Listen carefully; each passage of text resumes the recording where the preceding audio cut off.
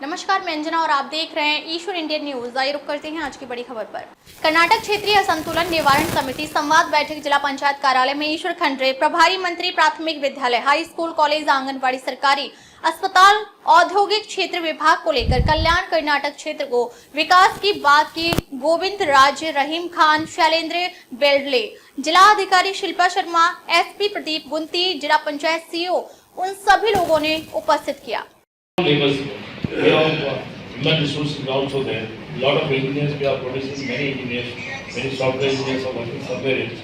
So ಆ ರೀತಿಯಲ್ಲಿ ಇವತ್ತು ನೀವು ಒಂದು ರೆಡಿ ಮಾಡಿದರೆ that will be helpful. So ಅದಕ್ಕೆ ಓವರಾಲ್ ಏನು ಅಂತ ಹೇಳಿದರೆ ಈಗೇನು ನಮ್ಮದು ಅತಿ ಹಿಂದುಳಿದಂಥದ್ದು ಅಫ್ಕೋರ್ಸ್ ಕಲ್ಯಾಣ ಕರ್ನಾಟಕದಲ್ಲಿ ನಮಗೆ ಸಹಾಯ ಆಗಿದೆ. ಮೂಲಭೂತ ಸೌಕರ್ಯ ನಮ್ದು ಇಂಪ್ರೂವ್ಮೆಂಟ್ ಆಗಿದೆ. ಫಾರ್ ಎಕ್ಸಾಂಪಲ್ ರಸ್ತೆ, ಚರಂಡಿ, ಕುಡಿಯುವ ನೀರು, ಬೀದಿ ದೀಪ, ಇವೆಲ್ಲ ಶಾಲೆಗಳು, ಆರೋಗ್ಯ, ಬೇರೆ ಬೇರೆ ರೀತಿಯಲ್ಲಿ ನೀರಾವರಿ, ಸಣ್ಣ ನೀರಾವರಿ ಯೋಜನೆಗಳು ಇವೆಲ್ಲ ಬರ್ತಾ ಇದೆ. ಆದರೆ ಮೇನ್ ಇಂಪಾರ್ಟೆಂಟ್ ಫೋಕಸ್ ಥ್ರಸ್ಟ್ ಏನಿದೆ ಅಲ್ಲ ನಮಗೆ ಕೊಡುವಂಥದ್ದು, ಅಲ್ಲಿ ಎಂಪ್ಲಾಯ್ಮೆಂಟ್ ಕ್ರಿಯೇಟ್ ಮಾಡುವಂಥದ್ದು ಅಥವಾ ನಮ್ಮ ಯುವಕರಿಗೆ ಉದ್ಯೋಗ ಕೊಡುವಂಥದ್ದು, ದ್ಯಾಟ್ ಶುಡ್ ಬಿ ಫೋಕಸ್. ಅದು ಫೋಕಸ್ ಮಾಡಬೇಕು ಅಂತ ಹೇಳಿದ್ರೆ ವಾಸ್ತವಾಂಶದ ಆಧಾರದ ಮೇಲೆ ನೀವು ಎಲ್ಲ ಮಾನದಂಡ ಬೇರೆ ಬೇರೆ ರೀತಿ ನನಗೆ ಮಾಹಿತಿ ಇಲ್ಲ, ಇಷ್ಟು ಸಾವಿರ ಕೋಟಿ ರೂಪಾಯಿ ನಾವು ಖರ್ಚು ಮಾಡಿದ್ದೀವಿ ಅಂತೇಳಿ ಹಿಂದುಳಿದ ಅತಿ ಹಿಂದುಳಿದ ತಾಲೂಕರ ಮೇಲೆ. ನನ್ನ ಅಭಿಪ್ರಾಯ ಸರ್ಕಾರದ ಒಂದು ಭಾಗ ಆಗಿದ್ದು ಸಹಿತ ಈಗೇನು ಪೇಪರ್ ಮೇಲೆ ಇಷ್ಟು ಸಾವಿರ ಕೋಟಿ ನಾವು ಖರ್ಚು ಮಾಡಿದ್ದೀವಿ ಅಂತ ಹೇಳಿ ಹೇಳ್ತಾ ಇದ್ದೀವಿ, ಸಮರ್ಪಕವಾಗಿ ಹಣ ಖರ್ಚಾಗಿಲ್ಲ. ಯಾಕೆ ಆಗಿಲ್ಲ ಅಂತ ಒಂದು ಉದಾಹರಣೆ, ನಮ್ದು ಪ್ಲಾನಿಂಗ್ ಡಿಪಾರ್ಟ್ಮೆಂಟ್ ಇಂದ ಹಣ ಹಂಚಿಕೆ ಮಾಡುವಂತಹ ಸಂದರ್ಭದಲ್ಲಿ ನಾವು ಅನೇಕ ಸಲ ಪ್ರತಿಪಕ್ಷದಲ್ಲಿದ್ದಂತಹ ಸಂದರ್ಭದಲ್ಲಿ ಪ್ರಶ್ನೆ ಮಾಡಿದ್ದೆ, ಯಾವ ಯೋಜನೆಗಳು ರಾಜ್ಯ ಮಟ್ಟದಲ್ಲಿ ನಡೀತಾ ಇದೆ. ಉದಾಹರಣೆಗೆ ಭಾಗ್ಯಲಕ್ಷ್ಮಿ ಬಾಂಡ್, ಇದು ರಾಜ್ಯಕ್ಕೆ ಅನ್ವಯ ಆಗುವಂಥದ್ದು. ಹಾಲಿಗೆ ಸಬ್ಸಿಡಿ ಕೊಡುವಂಥದ್ದು, ಇದು ರಾಜ್ಯಕ್ಕೆ ಅನ್ವಯ ಆಗುವಂತಹ ಒಂದು ಯೋಜನೆ ಕಾರ್ಯಕ್ರಮ. ಇವೆಲ್ಲ ಯೋಜನೆಗಳು, ಇವೆಲ್ಲ ಕಾರ್ಯಕ್ರಮಗಳು ನಂಜುಂಡಪ್ಪ ವರದಿ ಯೋಜನೆ ಅಡಿಯಲ್ಲೂ ನಮಗೆ ಹಣ ಹಂಚಿಕೆ ಮಾಡಿದಂಥದ್ದು. ಅದು ನಿಮ್ಗೆ ಗಮನಕ್ಕೆ ಇದೆಯಲ್ಲ ಗೊತ್ತಿಲ್ಲ.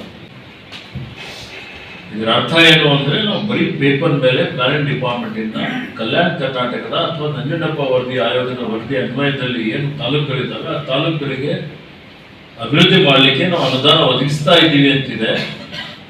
ಆದರೆ ಅದು ಸಾಮಾನ್ಯವಾಗಿ ಇಡೀ ರಾಜ್ಯದಾದ್ಯಂತ ಏನು ಕಾರ್ಯಕ್ರಮ ಇದೆ ಆ ಕಾರ್ಯಕ್ರಮವನ್ನು ಒಳಗೊಂಡಿದ್ದಕ್ಕಾಗಿ ಹೆಚ್ಚುವರಿಯಾಗಿ ವಾಟ್ ಇಸ್ ದ ಅಡಿಷನಾಲಿಟಿ? ವಿಶಾಲ್ ಅವರು, I think I have already discuss several times with ಶಾಲಿ ರಜನೀಶ್ ಆಲ್ಸೋ. ಆಕ್ಚುಲಿ ಪೇಪರ್ ಮೇಲೆ ದೇರ್ ವಾಸ್ ನೋ ಅಡಿಷನ್ ನೋಡಿದ್ರು.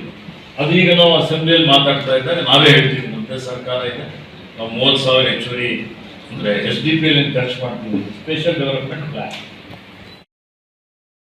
ಅಭಿವೃದ್ಧಿ ಮಂಡಳಿ ಬಂದ ಮೇಲೆ ಸಾಕಷ್ಟು ಪ್ರಗತಿ ಆಗಿದೆ, ಸಾಕಷ್ಟು ಅಭಿವೃದ್ಧಿ ಆಗಿದೆ. ಪ್ರಾರಂಭದಲ್ಲಿ 300 ಕೋಟಿ ಸೇರಿ ಇವತ್ತು 5,000 ಕೋಟಿ ರೂಪಾಯಿ. ಹಿಂದೆ ನಾವು ಹೇಳಿದ್ದೇವೆ 5,000 ಕೋಟಿ ರೂಪಾಯಿ ಅನುದಾನ ಕೊಡ್ತೀವಿ ಅಂತ ಹೇಳಿ 5,000 ಕೋಟಿ ಅನುದಾನ ಈಗ ನಾವು ಕೊಟ್ಟಿದ್ದೇವೆ. 5,000 ಕೋಟಿ ಅನುದಾನ ಕೊಟ್ಟು ಹೋದ್ ಸಲ 5,000 ಕೊಟ್ಟು ಈ ವರ್ಷ ಇಕ್ಕಿದ್ದೇವೆ. ಅದಕ್ಕಿಂತ ಮುಂಚಿತವಾಗಿ 3,000 ಕೋಟಿ, 1,500 ಕೋಟಿ. ಹೀಗಾಗಿ ಈ 11 ವರ್ಷದಲ್ಲಿ ನಾವೇನು ಖರ್ಚುಗಳು ಮಾಡಿದ್ದೇವೆ ಎಲ್ಲ ನೋಡಿದ್ರು ಯಾವ ಮಟ್ಟಕ್ಕೆ ಎಲ್ಲ ಜನಪ್ರತಿನಿಧಿಗಳು ಪ್ರಯತ್ನ ಮಾಡ್ತಾ ಇದ್ದಾರೆ, ಎಲ್ಲ ಅಧಿಕಾರಿಗಳು ಪ್ರಯತ್ನ ಮಾಡ್ತಾ ಇದ್ದಾರೆ. ಆದ್ರೂ ಬಹಳಷ್ಟು ವಿಷಯಗಳು ನಮ್ಮ ಭಾಗದಲ್ಲಿ ವೇಗದ ಗತಿಯಲ್ಲಿ ಅಭಿವೃದ್ಧಿ ಆಗಬೇಕು ಅಂತ ಹೇಳಿದ್ರೆ ಒಂದು ಸ್ಟ್ರಕ್ಚರ್ ಬೇಕು. ಒಂದು ಅಧಿಕಾರಿಗಳ ಕೊರತೆ ಅನ್ಬೋದು, ಮತ್ತೊಂದು ಇರ್ಬೋದು. ಆ ಒಂದು ಕಾರಣಕ್ಕಾಗಿ ಬಹಳಷ್ಟು ನಾವು ಯಾವ ಮಟ್ಟಕ್ಕೆ ಈ ವರ್ಷ ನಾವು ಸುಮಾರು 3,000 ಕೋಟಿ ರೂಪಾಯಿ ಕಲ್ಯಾಣ ಕರ್ನಾಟಕ ಅಭಿವೃದ್ಧಿ ಮಂಡಳಿಯಿಂದ ಖರ್ಚು ಮಾಡಲಿಕ್ಕೆ ಸಾಧ್ಯ ಆಗಿದೆ. ಬಹಳಷ್ಟು ಶಿಕ್ಷಣಕ್ಕೆ, ಆರೋಗ್ಯಕ್ಕೆ ಹೆಚ್ಚಿನ ಒತ್ತು ಕೊಟ್ಟಿದ್ದೀವಿ. ಪ್ರಾಥಮಿಕ ಆರೋಗ್ಯ ಕೇಂದ್ರ ಇರ್ಬೋದು, ಸಮುದಾಯ ಆರೋಗ್ಯ ಕೇಂದ್ರ, ತಾಲೂಕು ಆಸ್ಪತ್ರೆಗಳು, ಜಿಲ್ಲಾ ಆಸ್ಪತ್ರೆ, ಪ್ರಾಥಮಿಕ ಶಾಲೆ, ಪ್ರೌಢಶಾಲೆಗೆ ಬೇಕಾದಂಥ ಏನು ಮೂಲಭೂತ ಸೌಕರ್ಯ ಇದ್ದೀವಿ ಎಲ್ಲವೂ ಕೊಟ್ಟಿದ್ದೇವೆ. ಆದರೆ ಅನೇಕ ಕಾರಣಗಳಿಂದಾಗಿ ಇವತ್ತು ನಮ್ಮಲ್ಲಿ ಶಿಕ್ಷಣಕ್ಕೆ ಹೆಚ್ಚಿನ ಒಂದು ಒತ್ತು ಕೊಡುವಂಥದ್ದು ಅವಶ್ಯಕ.